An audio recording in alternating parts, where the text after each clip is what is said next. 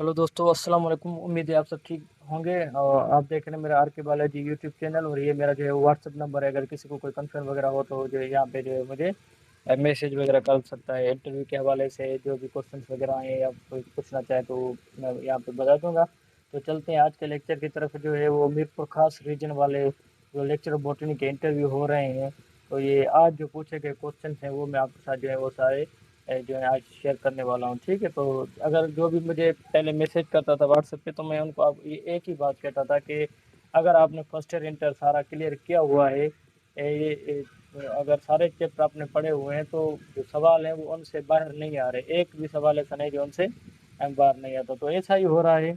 और अगर चलते हैं हम आज के इंटरव्यू की तरफ, जो पहले कैंडिडेट से जो पूछा गया है, जो मुझे क्वेश्चंस कैंडिडेट्स ने शेयर किए हैं, तो सबसे पहले है क्रिप्टो गेम्स। ये पिछली मर्तबा पूछा गया है, इसमें कई मर्तबा पूछा गया है कि भाई क्रिप्टो गेम्स क्या है। ये होते हैं नॉन फ्लावरिंग प्लांट्स, आपको पता है। जैसे फॉर एग्जांपल ब्रायोफाइट्स वगैरह हो गए, जो प्रीवियस जो प्लांट्स थे वो क्या थे, नॉन फ्लावरिंग थे। ठीक है।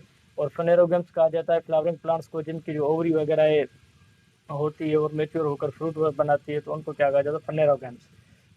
ब्रायोफाइट्स को पीछे पढ़कर आए, बहुत ही ईजी है। यानी कि ब्रा मीन्स मास, फाइव मीन्स प्लांट्स। ये सिंपलेस्ट टाइप ऑफ प्लांट्स होते हैं जिनको हम रूट स्टेम लीफ में डिफ्रेंशिएट नहीं कर पाते। ये भी क्या होते हैं, नॉन फ्लावरिंग होते हैं। और ये एलजी से क्या होते हैं, ये ओरिजिनेट होते हैं। काफ़ी सारी जो इनके अंदर चीज़ें होती हैं वो सिंपल होती हैं। टेरिडोफाइट्स जो होते हैं वो ब्रायोफाइट से ही आते हैं, थोड़े एडवांस टाइप होते हैं। इनके पास वस्कुलर टिश्यूज वगैरह होते हैं, पर फिर भी यहाँ पे क्या होता है, ये स्पोर प्रोड्यूसिंग होते हैं। ठीक है। फिर उसके बाद हायर प्लांट्स थोड़े आते हैं। पहले तो जिम्नो आते हैं। ठीक है, तो पर चलते हैं हम एंजियोस्पर्म की तरफ। एंजियोस्पर्म जो होते हैं, ये एडवांस टाइप ऑफ प्लांट्स होते हैं, जिनका जो सीड होता है वो किसी जो है वो फ्रूट के अंदर होता है, तो उनको हम क्या कहते हैं, एंजियोस्पर्मिक प्लांट्स। ठीक है। उसके बाद हमारे पास जिम्नोस्पर्म, जिम्नोमिसलेट स्पर्म सीड।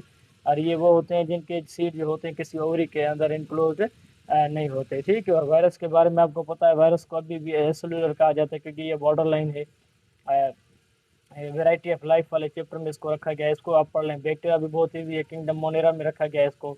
ये भी प्रोकैरियोट्स में आते हैं, यूनिसेलुलर और कॉलोनी बनाते हैं। पैलियो बॉटनी देखें, पैलेंटोलॉजी एक जो है वो ब्रांच है पैलेंटोलॉजी। और पैलेंटोलॉजी के क्या है, ये यहाँ दो टाइप्स होते हैं, एक पैलियो बॉटनी और दूसरा होता है पैलियोजूलॉजी। जब भी हम यानी कि रिमेन्स ऑफ जो बॉटनी है, ये जो फॉसिल रिकॉर्ड ऑफ बॉटनी का है, उनको जब हम पढ़ें तो उसको क्या कहा जाता है, पेलियो बॉटनी कहा जाता है। ठीक है। अगर पेलियोजोलॉजी होता तो आप यानी कि रिमेन्स ऑफ जो है वो एनिमल्स पढ़ते। फॉसिल्स भी आपको पता है कि रिमेन्स जो बरीड हैं हज़ारों लाखों करोड़ों साल जो पहले चीज़ें जो है इनके अंदर दफन हो गई हैं, जो अभी किस में कन्वर्ट हो गए हैं, फॉसिल फ्यूल्स में कन्वर्ट हो गए, तो उसको हम क्या कहते हैं, फॉसिल्स। ठीक है। उसके बाद आज जो है वो कैंडिडेट से डिस्कवरीज भी पूछी गई हैं। जैसे सेल कब डिस्कवर हुआ, फॉर एग्जांपल न्यूक्लियस हो गया, या सेल थ्योरी कब हुई, रेडल्फ ने कब अपनी स्टेटमेंट दी, रिस्क भी और यहाँ तक के यानी कि डेट्स भी जो है वो पूछी गई है। इन दोनों में से किसी ने ये नहीं कहा कि भाई हमसे जो है वो डेमोन्स्ट्रेशन या डेमो भी लिया गया है। ठीक है, तो ये भी आप चीज़ें ध्यान में रखें। उसके बाद दूसरा जो कैंडिडेट है उससे पूछा गया मोस्ट एक्सपेंसिव फ्रूट। तो ये वेरी जो है वो किंग मेलन जो है, ये इसको हम क्या कहते हैं, मोस्ट एक्सपेंसिव फ्रूट कहते हैं। उसके बाद chemical use in cloud seeding. Cloud seeding एक साइंटिफिक रीजनिंग होती है, जिसमें हम आर्टिफिशियली जो क्लाउड्स क्या करते हैं वो पैदा करते हैं। तो उसमें जो केमिकल इस्तेमाल करते हैं वो सिल्वर आयोडाइड होता है, जो हम इसको इस्तेमाल करते हैं फॉर द क्लाउड सीडिंग। ठीक है। उसके बाद एक्सपेंसिव वुड, ये हमारे बुक में भी मेलेनोजाइलोन या ओनली जाइलोन भी लिखा हुआ है। तो ये फुल जो है दिलबर्जिया मेलेनोजाइलोन जो है अफ्रीकन ब्लैक वुड जो है वो most expensive would around the world है। ठीक है। उसके बाद उनसे जो है बोटेनिकल नेम्स पूछे गए हैं। तो ये बोटेनिकल नेम तो मैं पहले आपके साथ लिस्ट भी शेयर कर चुका हूँ और बताता भी रहा हूँ कि कोकोनट, जैसे कोकोनट नोसिफेरा है, ब्लैक पेपर है, इसका भी आप देख लें। लेडी फिंगर का हो गया, ऑनियन का हो गया, जैसे एलियम सीपा है।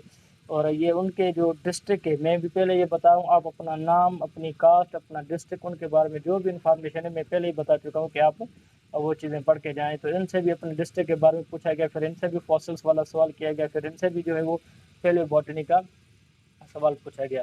अच्छा, एक चीज़ ध्यान में रखें, ये जो भी मैंने सारे सवाल आपके साथ शेयर किए हुए हैं, ये मोस्टली या दो दिन के लिए रिपीट होते रहते हैं। ऐसे नहीं कि बस कंटिन्यू जो है वो ये चीज़ें रिपीट होती रहेंगी। तो आप दूसरी चीज़ें भी पढ़ें, इनको भी पढ़ कर जाएं। हो सकता है सुबह भी जो है वो ये चीज़ें आपके साथ रिपीट हो। उसके बाद जो है ये सवाल पूछा गया कि जैक फ्रूट जो है वो कौन से कंट्री का नेशनल ट्री है, तो ये बांग्लादेश का जो है वो जैक फ्रूट जो फ्रूट है वो इसका बांग्लादेश का क्या है वो नेशनल ट्री है। ये फ्रूट इसी तरह से होता है, इनका जो सरफेस होता है वो रफ होता है, जैसे थॉर्न और एप्पल हो गया उसकी तरह, तो इनको क्या कहते हैं जैक फ्रूट कहते हैं। ठीक है, तो आज के हवाले से यही सवाल थे।